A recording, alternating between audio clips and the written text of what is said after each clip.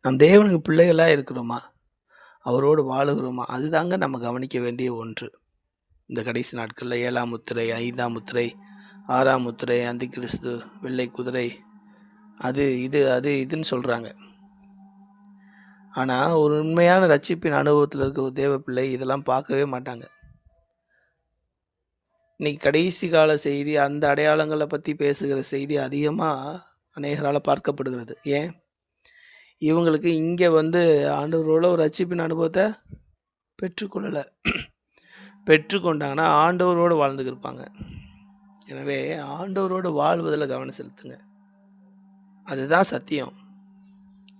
ரட்சிக்கப்பட்டா எந்த பயமும் வரக்கூடாது.